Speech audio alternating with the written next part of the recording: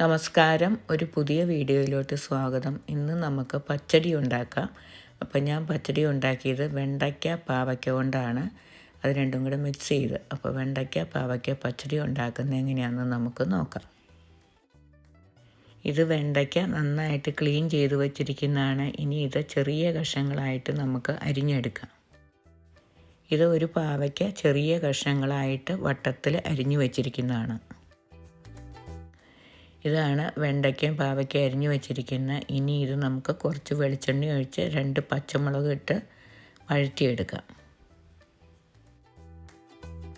ഈ ഫ്രൈയിങ് പാനിൽ 3 ടീസ്പൂൺ എണ്ണ ഒഴിച്ച് കൊടുത്തിട്ട് നമ്മുടെ വെണ്ടയ്ക്കയും പാവയ്ക്കയും വഴറ്റിയെടുക്കാം.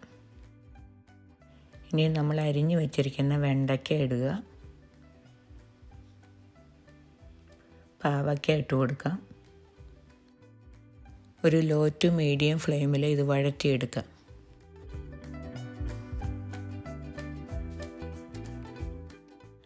ഇതിലേക്ക് ഒരു 6 പച്ചമുളക് മുറിച്ചിട്ട് കൊടുക്കാം. ഇതിൽ നമ്മൾ വേറെ എരിവൊന്നും ചേർക്കാത്ത കാരണം എരിവിന് ആവശ്യത്തിനുള്ള പച്ചമുളക് ഇട്ട് കൊടുക്കുക. പാവയ്ക്കയും കൂടി ഉള്ള കാരണം പാവയ്ക്കയ്ക്ക് കയ്പ്പ് ഉള്ള കാരണം 1-2 പച്ചമുളക് എക്സ്ട്രാ ഇടുന്നത് എരിവ് ആവശ്യത്തിന് കിട്ടാൻ നല്ലതായിരിക്കും. ഇത് കരിഞ്ഞു പോകാതെയും അടി പിടിക്കാതെ ഇരിക്കാനുമായിട്ട് ഇടയ്ക്കിടയ്ക്ക് ഇളക്കി കൊടുത്തുകൊണ്ടിരിക്കാം. ആവശ്യത്തിനുള്ള 1 ടീസ്പൂൺ ഉപ്പിട്ട് കൊടുക്കുക.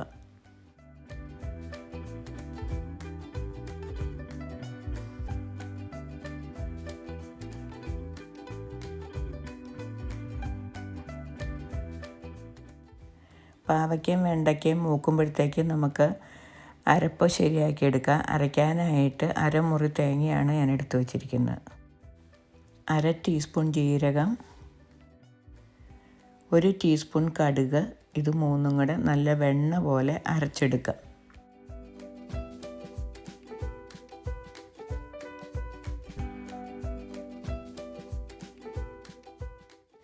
തേങ്ങയും ജീരകവും കടുകും കൂടെ ഞാൻ നന്നായി അരച്ചെടുത്തു. നമ്മുടെ പാവയ്ക്കയും വെണ്ടയ്ക്കയും നന്നായി ഞാൻ വഴറ്റിയെടുത്തു. അത് ഞാൻ ഫ്രൈയിങ് പാനിൽ നിന്ന് ഈ ചീഞ്ചട്ടിയിലോട്ട് മാറ്റിയെടുത്തു. ഇനി ഇതിലേക്ക് നമുക്ക് അരപ്പിട്ട് കൊടുക്കാം. ഈ അരപ്പ് ഈ പാവയ്ക്കയുടെയും വെണ്ടയ്ക്കയുടെയും കൂടെ കിടന്ന് നന്നായി തിളക്കട്ടെ.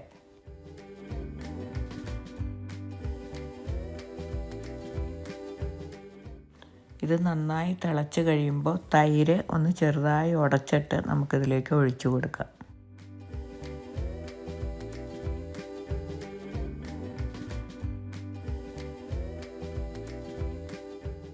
നമ്മുടെ അരപ്പ് തിളച്ചു. ഇനി തൈര് ചെറുതായിട്ടൊന്ന് ഉടച്ചിട്ട് ഇതിലേക്ക് ഒഴിച്ചു കൊടുക്കുക.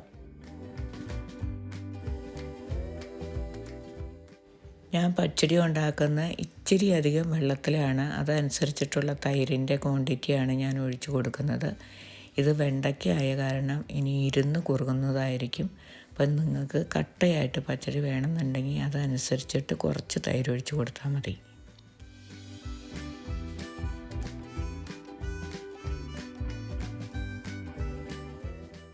ഈ തൈര് തിളയ്ക്കാൻ അനുവദിക്കരുത്. ചെറു തീയിൽ വയ്ക്കുക. എന്നിട്ട് കറിയും തൈരും കൂടി ചെറിയ കുമ്പളകളായിട്ട് നന്നായി ചൂടായി വരുമ്പോൾ തീ ഓഫ് ചെയ്യുക.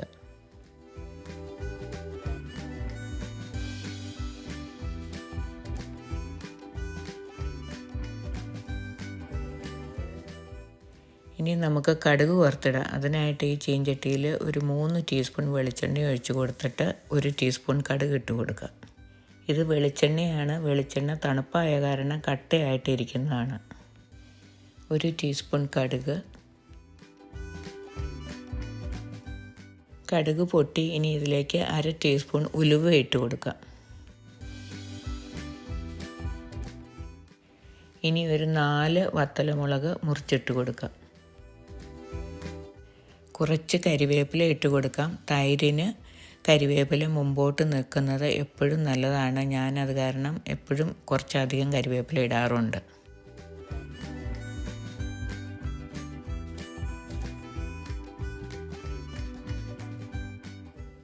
ഇതിലേക്ക് ഇനി ഒരു 1/4 ടീസ്പൂൺ ഉലുവപ്പൊടി ഇട്ട് കൊടുക്കുക.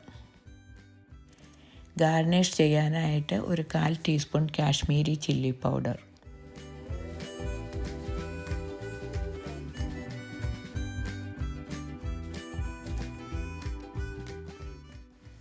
നമ്മുടെ കറി റെഡിയായി. ഇനി നമ്മൾ കടുക് വറുത്ത് വച്ചിരിക്കുന്നത് ഇതിലേക്ക് ഇട്ട് കൊടുക്കുക.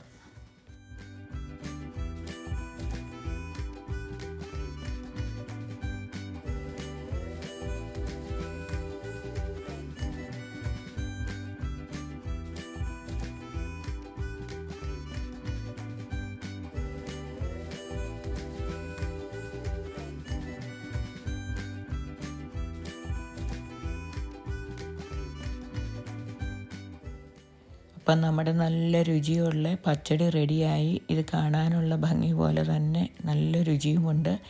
ഇത് വെണ്ടയ്ക്ക ആയ കാരണം ഇത് ഇരുന്ന് കുറച്ചും കൂടി കുറുകുന്നതായിരിക്കും. അപ്പോൾ നിങ്ങളെല്ലാവരും ഇതോടെ ട്രൈ ചെയ്യണം. എന്നിട്ട് കമൻറ്റ് പറയണം. നിങ്ങളെല്ലാവരും എൻ്റെ ചാനൽ സബ്സ്ക്രൈബ് ചെയ്യാതെയാണ് കാണുന്നതെങ്കിൽ please subscribe my channel. Thank you for watching.